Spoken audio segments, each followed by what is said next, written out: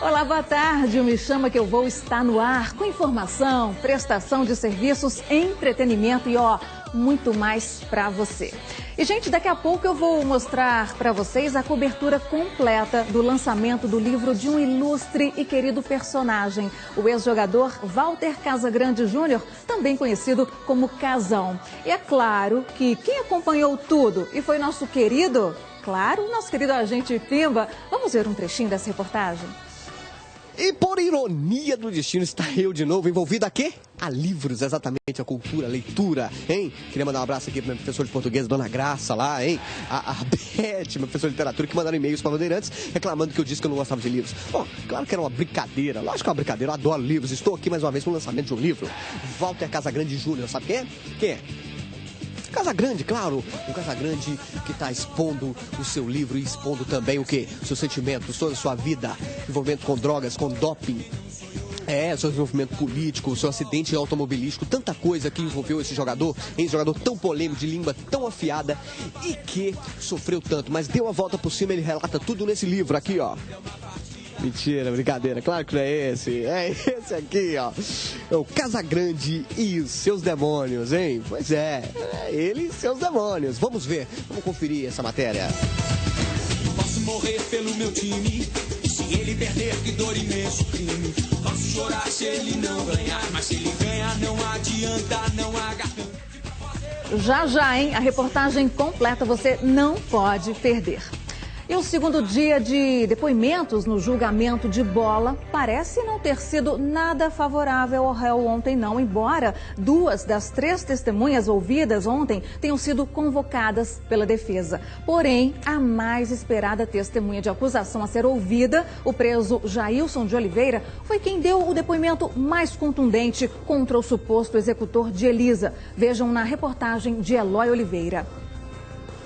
Foi um dia de longos depoimentos no Fórum de Contagem. O presidiário Jailson de Oliveira foi o primeiro a ser ouvido nesta terça-feira. Ele confirmou à Justiça que ouviu de Marcos Aparecido dos Santos, o Bola, detalhes sobre a morte de Elisa Samúdio. De acordo com o detento, o ex-policial teria dito ao companheiro de cela que queimou o corpo e jogou os restos mortais em uma lagoa. Durante a tarde, as testemunhas de defesa começaram a ser ouvidas. O deputado estadual Durval Ângelo, da Comissão de Direitos Humanos da Assembleia Legislativa de Minas Gerais, falou por quase 4 horas seguidas sobre as denúncias envolvendo o grupo de respostas especiais, no qual Bola costumava dar treinamentos aos policiais. O corregedor da Polícia Civil, Renato Teixeira, também foi ouvido na condição de testemunha de defesa. Mas, para o assistente de acusação, os depoimentos só contribuíram para incriminar ainda mais Marcos Aparecido dos Santos. Todo mundo que eles chamam para criar dúvida na cabeça dos jurados, estão trazendo a afirmação de que realmente o Bola é o culpado. Então não há dúvida. Se eles não estão sabendo trabalhar e não souberem fazer a defesa, nós poderemos até pedir para o juiz dissolver o conselho, para que possa haver um novo julgamento. Porque da forma que está aí, está muito mole para nós. As 2 últimas testemunhas devem ser ouvidas ainda nesta quarta-feira. A primeira a falar, na condição de informante, vai ser o delegado Edson Moreira, que presidiu as investigações. A defesa de Bola já adiantou que vai tentar desqualificar o trabalho feito pela Polícia Civil. O relatório policial foi falseado. Nós vamos mostrar que as herbes foram levadas através de e-mail, que esses e-mails não correspondem com a verdade, que as herbes de localização, dentre uma que aponta Marcos Aparecido no local dos eventos, ela é incompatível, inclusive com o relatório da Polícia Técnica Civil, que fala que aquela herbe não é daquele local e é impossível que Marcos Aparecido esteja no mesmo local que se indicou que estava. O relatório policial foi mal direcionado. As provas que foram produzidas, nós iremos demonstrar e começamos a demonstrar, foram falseadas. Ele diz que os delegados foram torturadores, pressionadores, desonestos. Esse advogado, ele se esquece que ele intimidou o Ingrid Calheiros. Ele se esquece que ele levou Daiane a escrever uma carta mentirosa, atribuindo fatos ilícitos a 2 delegadas de polícia competentes, seríssimas e honestas do estado de Minas Gerais. Que ele Conforme declarações de Ingrid, era o sujeito que dopava Bruno para passar mal nas audiências da primeira fase do processo. Então não é bem os delegados que são os anti-heróis dessa história, não. Bom, e começou hoje, por volta das 9h30 da manhã, o terceiro dia de julgamento do ex-policial civil Marcos Aparecido dos Santos, o Bola. Ao longo do dia, prestam esclarecimentos o jornalista José Cleves da Silva, testemunha de defesa, e o vereador e delegado responsável pelo inquérito do caso Edson Moreira. Quem tem mais informações de toda a movimentação da manhã de hoje é o repórter André Salles. Roda o VT. Marcos Aparecido dos Santos, o Bola, chegou ao Fórum de Contagem às 8 da manhã.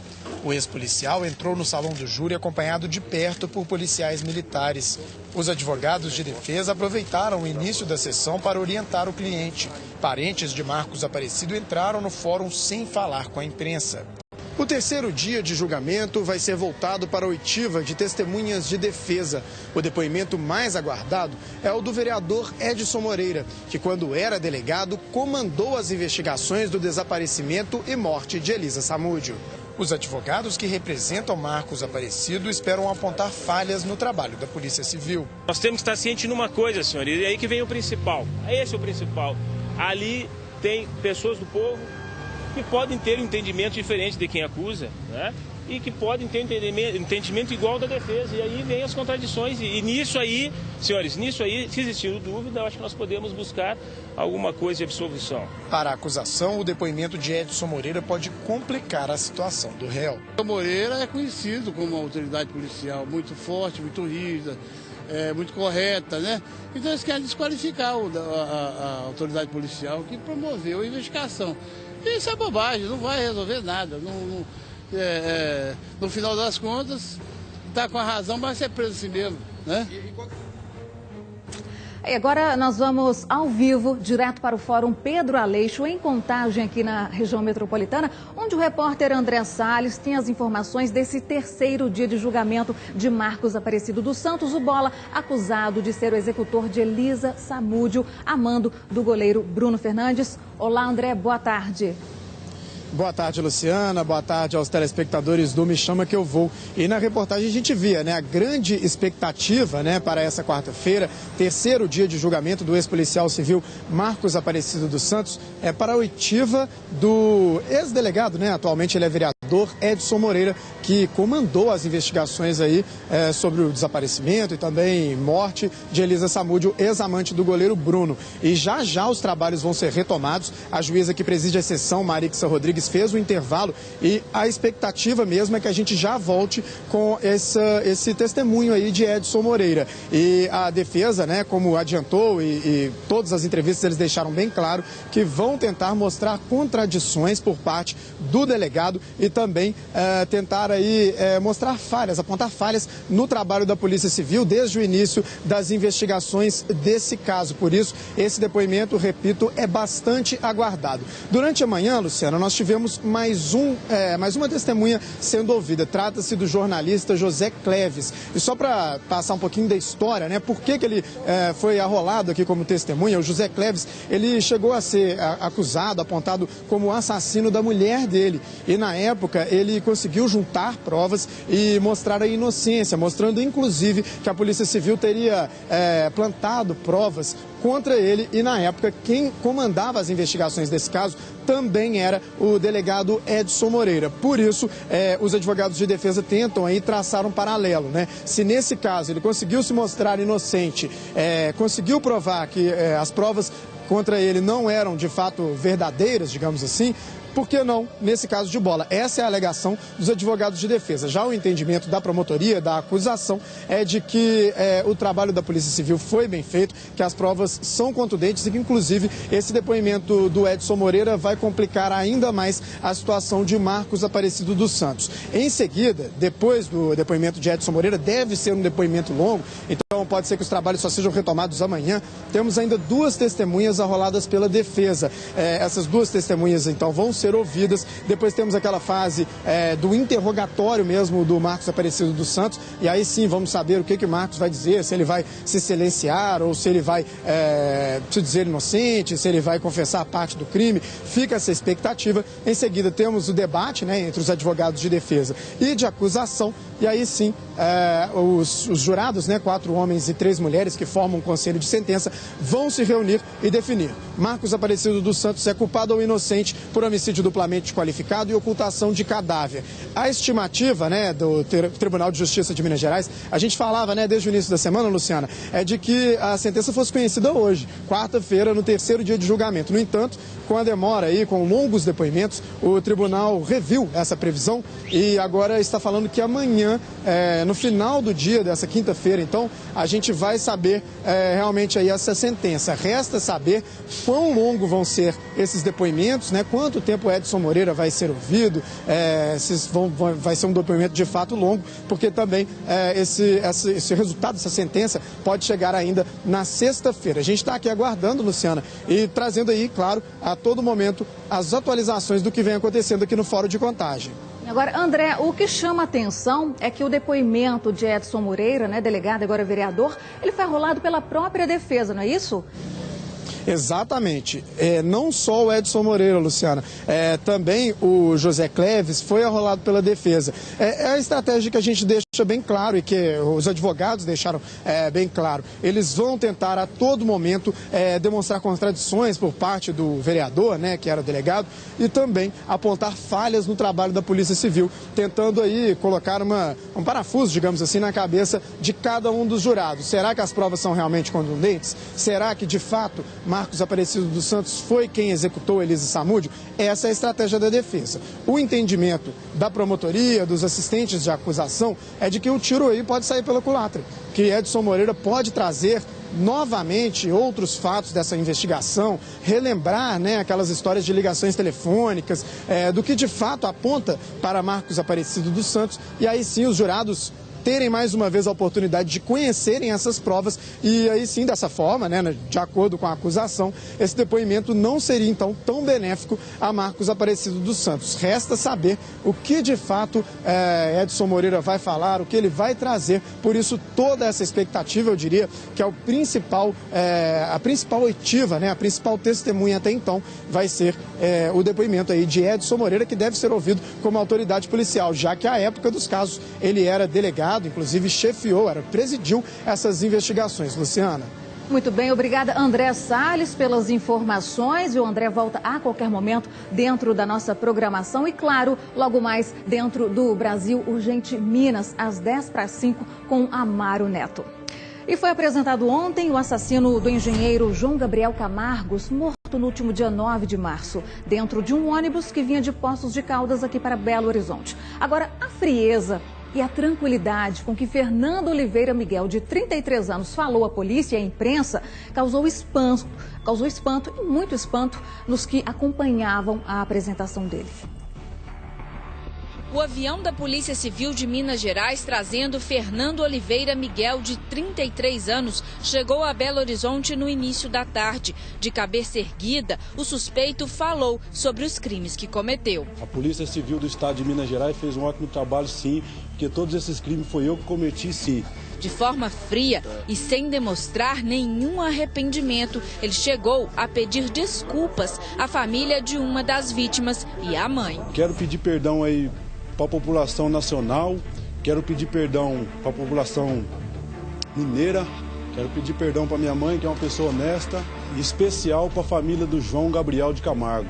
O superintendente de investigações do estado de Minas Gerais considera que Fernando é um dos maiores assaltantes a passageiros de ônibus do Brasil, tendo cometido crimes em pelo menos 8 estados brasileiros. No Paraná, em São Paulo, no Rio de Janeiro e Mato Grosso e Mato Grosso do Sul, além de Goiás. O suspeito foi preso no dia 29 de março em um hotel de luxo, no interior do Paraná. Ele era procurado pela polícia após cometer um assalto a ônibus na mesma região. E apesar de se apresentar com outro nome, a polícia conseguiu identificá-lo como o autor do assassinato de João Gabriel Camargos. O suspeito usava pelo menos 3 nomes diferentes. Aí o delegado entrou em contato com o meu investigador, que passou para mim. Aí eu conversando com ele, só tem um rapaz preso aqui com o nome de Isaías da Conceição Silva, e praticou um assalto igual o seu. Os seus aí, ele é alto, moreno, 1,90 m. Mas você vai, passa para mim por e-mail, vou mandar por e-mail a foto dele. Na hora que ele passou, o cara preso. A prisão aconteceu 20 dias após o suspeito cometer o assalto a passageiros de ônibus que terminou com a morte do engenheiro químico João Gabriel Camargos. Ele foi morto na frente da namorada dentro do ônibus que faz a linha Lavras-Belo Horizonte. O casal vinha para a capital comemorar o aniversário da jovem. Inicialmente, a polícia de Lavras suspeitou que ele tivesse agido sozinho, mas depois de preso, confessou que contou com a ajuda da amante, Samanta Tuane de Castro, de 26 anos, que está presa na cidade de Três Corações. Em 4 casos ela participou. 2 deles ela participou, inclusive, ativamente, dentro do próprio ônibus. E nesse caso lá, ela sabia do fato, sabia que ele tinha praticado na sexta-feira um crime em Pouso Alegre, na sexta-feira, um dia antes. O homem, que já tem uma ficha criminal extensa, deve responder por latrocínio e pelos 35 roubos. Agora é fácil, né, Fernando Oliveira, pedir desculpas pela morte de uma pessoa? A pessoa não vai voltar, né? É uma vida que foi embora, uma família destruída. Seria muito fácil realmente que um pedido de desculpas resolvesse aí o problema, a indignação não só da sociedade e também o sofrimento, né, da família, a dor. Imaginem a dor de uma família perder assim um filho, um namorado, um parente nessas circunstâncias, né? E ele frio, calculista, está pedindo desculpas agora para a família? Não, gente, é complicado. Essa coisa de perdão nessas circunstâncias, não sei, é meio complicado. Você em casa perdoaria a pessoa que tirou a vida do seu filho apenas porque ele tropeçou no pé do seu filho dentro de um ônibus e tirou a vida dele assim, do nada, de graça? Infelizmente é complicada a situação e que ele possa realmente pagar por mais desses 30 aí, né, por esses 30 e tantos assaltos a ônibus. Então é menos uma pessoa má, é menos um assaltante aí livre. A gente espera que ele realmente fique na cadeia e que não saia tão breve como foi o caso de Pedro Meyer, né? Aquele maníaco do Anchieta que estuprou mais de 16 jovens, né? E está solto agora. Isso tudo por quê? Por causa de um laudo de sanidade mental que não ficou pronto dentro do prazo, 120 dias, e ele está aí à solta. E as vítimas como ficam? E a nossa segurança, né? E a credibilidade aí na justiça. E a Corregedoria Geral da Polícia Civil prendeu mais um policial suspeito de envolvimento nos assassinatos de 2 jornalistas lá no Vale do Aço.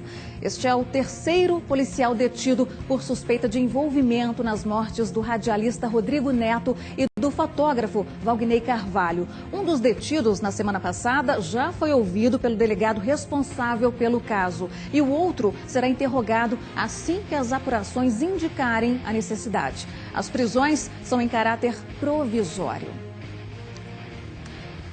Bom, vamos para um intervalo rapidinho. Você não saia daí, o Me Chama Que Eu Vou está no ar. Está em casa almoçando? Bom apetite, obrigada pela companhia. Voltamos já já, é rapidinho.